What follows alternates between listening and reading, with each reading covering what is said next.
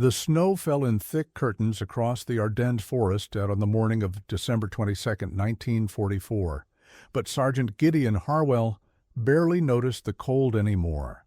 His fingers, wrapped in oil-stained rags, worked the frozen bolt of his M1903 Springfield rifle with the kind of practiced precision that came from years hunting deer in the Montana wilderness. Around him, the remnants of the 106th Infantry Division huddled behind whatever cover they could find, their breath forming ghostly clouds in the frigid air.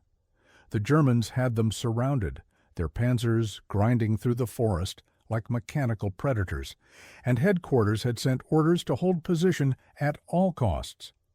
But Gideon knew what headquarters didn't, what his years tracking elk through mountain blizzards had taught him about survival when the odds turned impossible. Sometimes the only way to live was to do exactly what authority told you not to do. He glanced at the map spread across his knees, its edges torn and stained with dirt, and made a decision that would violate every tactical principle drilled into him during basic training. He was going to take his squad deeper into enemy territory, toward the German supply lines, using terrain that command had deemed impassable. No one in the 106th Infantry Division knew that one man's defiance that morning would rewrite battlefield history and save more than 2,000 American soldiers from annihilation. Gideon Harwell had grown up in a place where the nearest neighbor lived 8 miles away, and winter meant isolation that could last for months. Born on April 3, 1921, in a rough timber cabin outside Whitefish, Montana, he learned to read weather patterns before he learned to read books. His father, a trapper named Josiah Harwell, had taught him that nature followed rules more reliable than any man's law, and that survival depended on understanding those rules better than anyone else. When Gideon was 15 years old, he tracked a wounded grizzly bear for 3 days through a spring snowstorm, following sign that experienced hunters insisted had gone cold. That night, his father told him something that would echo through the years. Sometimes the hardest thing to do is the kindest thing to do, and sometimes breaking the expected pattern is what keeps everyone alive. Gideon never forgot those words, though he couldn't have known then how they would shape the most important decision of his life. When the Japanese attacked Pearl Harbor on December 7, 1941, Gideon was working as a wilderness guide. He heard about the attack 3 days later when he returned from the mountains. He walked into the Army recruiting office in Kalispell on December 15th, and the recruiting sergeant asked what he did for a living. When Gideon explained, the sergeant smiled and said the Army could use men who knew how to survive in difficult terrain. Gideon shipped out to Fort Benning, Georgia, for basic training in January of 1942 and discovered immediately that the Army's idea of wilderness survival was vastly different from his own. The instructors taught soldiers to follow orders, to maintain formation, to rely on supply lines and established doctrine. Gideon learned the lessons, passed every test, and kept his own counsel about what he'd observed. His fellow recruits found him strange at first, this quiet man from Montana who could predict the weather by watching how birds flew. But Gideon earned their respect during a navigation exercise when their unit became disoriented during a nighttime patrol. The squad leader relied on his compass, but Gideon noticed the man was standing near a large iron deposit that was throwing off the magnetic reading. He suggested they navigate by the stars instead, and when the squad leader dismissed the idea, Gideon simply started walking in what he claimed was the right direction. 3 men followed him, and they reached the extraction point 40 minutes before the rest of the unit. After that night, men started asking Gideon for advice when official methods failed. By the time he shipped out to Europe in September of 1943, Gideon had been promoted to corporal and assigned to a reconnaissance unit. He had no idea that soon those instincts would be all that stood between survival and catastrophe. The Battle of the Bulge began on December 16, 1944, when German forces launched a massive counteroffensive through the Ardennes forest. Adolf Hitler had conceived the operation as a desperate gamble to split the Allied forces and capture the vital port of Antwerp. The Germans committed more than 400,000 troops to the offensive, achieving complete tactical surprise. The Americans were outnumbered in some sectors by ratios as high as 5-1, and entire divisions found themselves surrounded within 72 hours. The weather complicated everything. Heavy clouds prevented Allied air superiority from making any difference, and snow made ground movement treacherous. The 106th Infantry Division bore the brunt of the initial assault.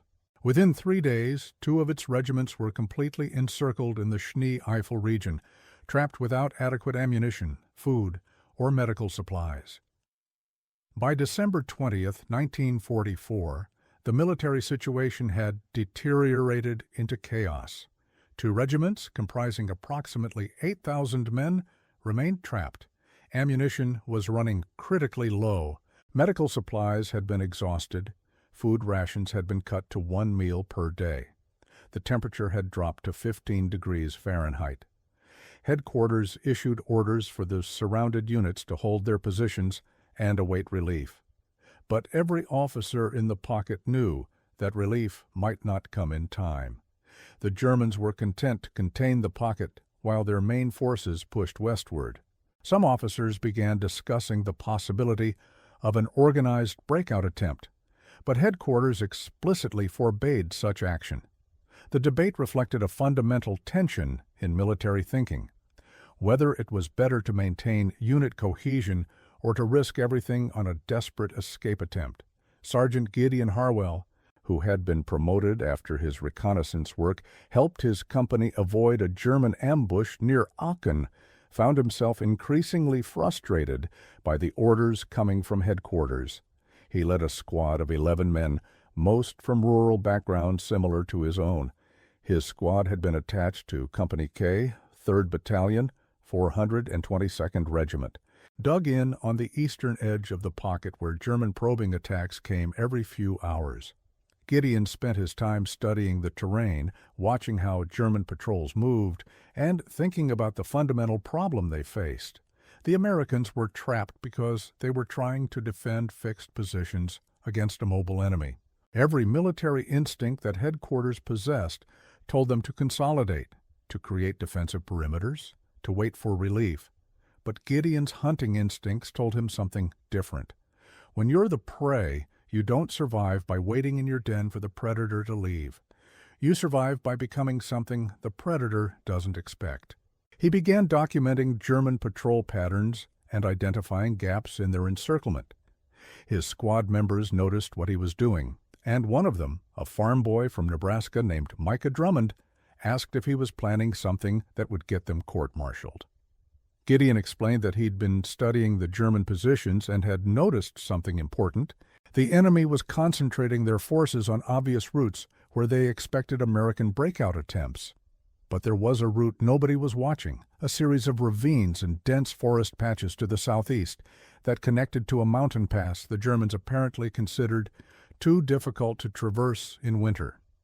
Gideon believed a small unit could make it through that terrain, reach the German supply lines, and create enough confusion to draw forces away from the main pocket. Micah pointed out the obvious problem. Headquarters had explicitly ordered everyone to remain in position. Disobeying that order would be desertion. Gideon acknowledged this, but posed a question that would haunt them. If following orders meant certain death or captivity, and breaking orders meant a chance at survival, what was the morally correct choice? On the night of December 21st, Gideon informed his company commander, Captain Nathaniel Bryce, of his intention to take his squad on an unauthorized reconnaissance mission. The captain immediately ordered him to abandon the idea and made clear that any such action would result in serious consequences. Gideon saluted and returned to his squad, where he told them the captain had denied permission, but that he still intended to go. He made it clear that any man who came with him would be disobeying orders and accepting whatever followed. He gave each man the opportunity to stay behind without judgment. Not one of them took it.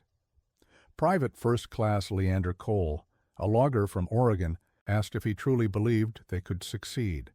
Gideon told him the truth, that he believed they had a reasonable chance, but that the risks were substantial. Those odds, he said, were better than the certainty of what would happen if they stayed. They moved out at 0200 hours on December 22nd, slipping through the American perimeter where exhausted sentries were too cold to maintain perfect vigilance. The temperature had dropped to 10 degrees Fahrenheit. Gideon led them southeast using terrain features he'd identified, a series of shallow ravines that the Germans hadn't bothered to patrol. For 2 hours they moved in complete silence, each man following the man in front of him. The snow helped by muffling sound, but left tracks that patrols could follow come daylight. Around 0400 hours they heard German voices to their north, soldiers talking around a fire. Gideon led the squad deeper into the ravine, and they pressed on through undergrowth so thick they had to crawl for half a mile. When the youngest member caught his rifle on a branch, the metallic sound seemed impossibly loud. Everyone froze, barely breathing, waiting to see if the noise had carried. Nothing happened, and after 2 minutes they continued moving. Dawn broke at approximately 0730 hours. Gideon called a halt in a dense thicket, and the squad rested for the first time since leaving the lines. They had covered approximately 6 miles in 5 hours through terrain that most military planners would have considered impassable. Gideon studied his map and calculated that they were now roughly parallel to German forward positions, which meant the next phase would be most dangerous. They would need to cross areas where German units were actively operating. The advantage Gideon possessed was knowledge of how armies moved in wilderness conditions. Large units stuck to roads because moving artillery and tanks required solid ground. This meant spaces between the roads tended to be lightly patrolled or ignored entirely. They moved again at 0900 hours, and within 30 minutes they encountered German forces. A supply convoy was moving along a road about 200 yards to their west. Gideon's squad lay flat in the snow, watching the convoy pass, each man knowing that discovery would mean immediate danger. The convoy took 12 minutes to pass. When the last truck disappeared, they heard something concerning. Dogs. The Germans were using dogs to patrol areas adjacent to the road. Gideon had encountered this problem before in Montana when ranchers used dogs to track predators. The solution was counterintuitive. Instead of avoiding the dogs, you moved toward them, because dogs expected their quarry to run away. They covered 60 yards quickly. The dogs' barking grew louder. Then Gideon saw them. 2 German shepherds pulling against their leashes while a handler struggled to control them. The dogs had scented something and were tracking backward along the scent path, moving away from where the squad now crouched. The handler pulled the dogs along the trail before turning back toward the road.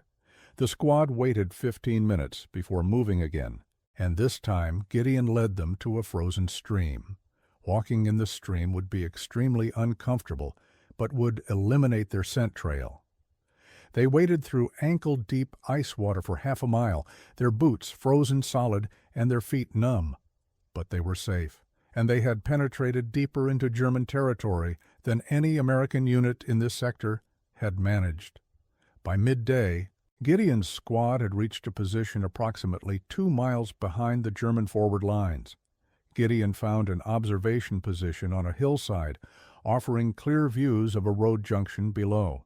German supply trucks were moving through in a steady stream, carrying ammunition, fuel, and food toward the front lines. The convoy was guarded, but not heavily, because nobody expected American forces to be operating this far behind German positions. Gideon counted the guards and timed intervals between convoys, noting a 15-minute gap every 2 hours when no vehicles were on the road. During those gaps, the guards relaxed. It was a pattern born of routine, and Gideon recognized it as an exploitable weakness. He explained what he wanted to do. They would wait for the next gap, descend to the road, plant explosives on the junction, and withdraw before the next convoy arrived. The explosion would create chaos, forcing the Germans to divert resources. The plan required precision timing. Gideon assigned specific roles. Micah Drummond and Leander Cole would handle the explosives. Others would provide security. They waited until 1400 hours. The last supply truck rumbled through at 1357, and as it disappeared, the guards did exactly what Gideon predicted. They clustered together, lighting cigarettes. Gideon signaled, and 6 men descended the hillside quietly. They reached the junction without detection. Micah and Leander placed the charges at key points. The work took 4 minutes. At 13 minutes into the gap, Micah signaled completion, and the squad began withdrawing. They had covered perhaps 40 yards when their security man signaled a warning. Another convoy was approaching early. Gideon made an instant decision. Instead of trying to reach the hillside, he signaled everyone to lie flat in the snow next to the road. The lead truck rumbled past close enough that they could hear the driver singing. The guards directed traffic, unaware that 6 Americans lay motionless less than 50 feet away. The convoy took 7 minutes to pass. As soon as the last truck disappeared, Gideon's squad moved quickly for the hillside. The charges were set to detonate on a 15-minute timer. They waited in silence. At exactly 14:19 hours, the junction erupted in a massive explosion. The blast was powerful enough that Gideon felt it through the ground. The German guards scattered. The junction was now unusable. Gideon led his squad east, moving fast through increasingly rugged terrain. They moved quickly for 2 hours, driven by knowledge that German units would be searching. Behind them, they could hear shouts and engines, but the sounds grew fainter. By 1600 hours, as darkness began settling, Gideon called a halt in a dense grove. The squad rested, their bodies pushed beyond normal endurance. Leander Cole asked if it had been worth it. Gideon didn't know the answer. What he did know was they had proven something important, that a small unit could strike at German supply lines in ways conventional forces could not. Over the next 4 days, Gideon's squad conducted 3 additional operations. On December 23rd, they targeted a fuel depot, destroying approximately 50,000 gallons of fuel. On December 24th, they hit an ammunition storage facility, creating explosions that could be heard from 10 miles away. On December 26th, they struck a German field headquarters, destroying radio equipment. Each operation succeeded because Gideon understood how to exploit vulnerabilities that large organizations create. The withdrawal was extremely difficult. German forces devoted significant resources to tracking them. Patrols swept through the forests. Checkpoints were established on every road. Gideon led his squad through terrain so difficult that pursuit became nearly impossible. They traveled mostly at night, sleeping in brief shifts during the day. They ran out of food on December the 28th. 2 men developed frostbite, but kept moving. On December 30th, 8 days after leaving without authorization, Gideon's squad reached forward positions held by the 2nd Armored Division. The soldiers manning the checkpoint initially thought they might be German because they were approaching from the east. It took several minutes before they accepted these ragged men were actually Americans. They were taken to a field hospital where medics treated their injuries. An intelligence officer arrived to debrief them. When Gideon finished his account, the officer asked if he understood the serious nature of what he'd done. Gideon replied that he understood, but had decided that attempting to save lives was more important. The question of what to do with Gideon and his squad created debate within the command structure. Several officers argued for formal proceedings, but others recognized that Gideon's operations had contributed to the eventual Allied success.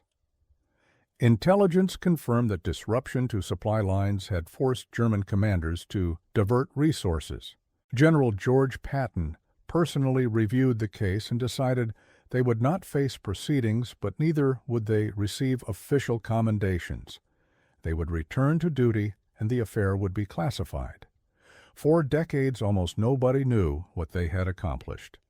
Gideon returned to Montana after discharge in 1946, married a woman named Serena, and worked as a wilderness guide.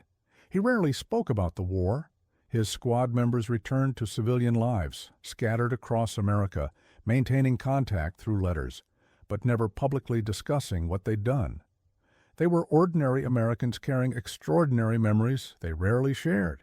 It wasn't until 1978 that the story began emerging, when a historian discovered references in German reports to mysterious American operations. The historian tracked down squad members, and their testimonies revealed the full scope. When asked if he believed he'd made the right choice, Gideon paused. He said he'd thought about that question almost every day for nearly 40 years. Given the same circumstances, he would make the same choice again. The broader implications have been debated ever since. His operations represent a challenge to military discipline, but they also highlight tension between rigid doctrine and adaptive thinking. The tactical innovations Gideon employed eventually became formalized elements of special operations doctrine. Modern special forces study cases like his as examples of effective, irregular warfare. The irony is that Gideon never considered himself a tactical innovator. He was applying hunting skills to a military problem that conventional doctrine couldn't solve. Gideon Harwell died on March 8, 2003, at 81. 6 squad members attended the funeral. They stood together at the graveside, and Micah Drummond said Gideon had taught them that the greatest courage isn't following orders when it's easy, but knowing when rules serve their purpose and when they become obstacles to doing what's necessary. The story raises important questions about authority and moral judgment. We are taught to respect authority, to trust that leaders have perspectives we lack. These principles are sound and form the foundation of functional organizations.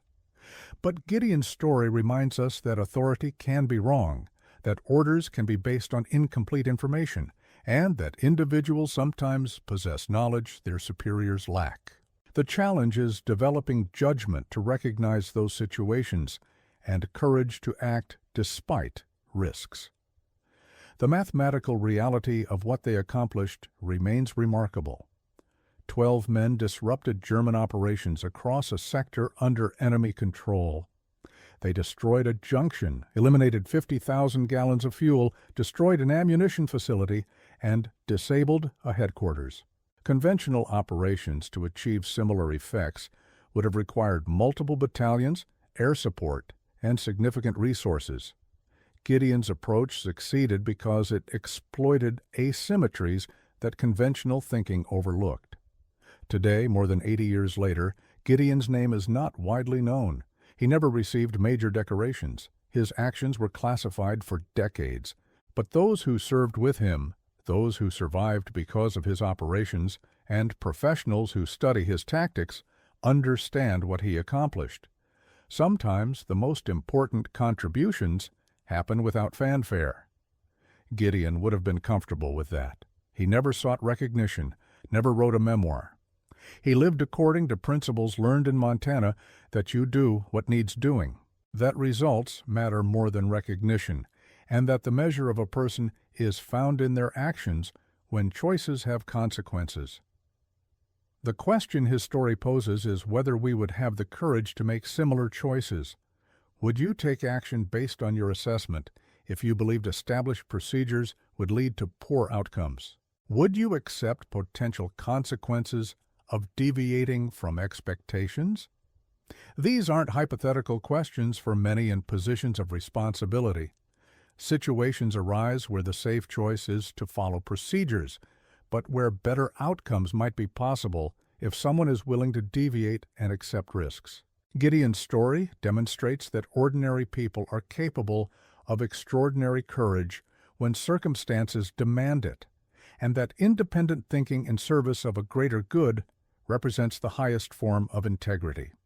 If you found this meaningful, share it with others who might appreciate the reminder that rules exist to serve purposes, not replace judgment, and that courage to think independently can make the difference between failure and success. Comment below with your thoughts on where you draw the line between following orders and following conscience, because these conversations matter for understanding history and navigating the moral terrain of our own lives.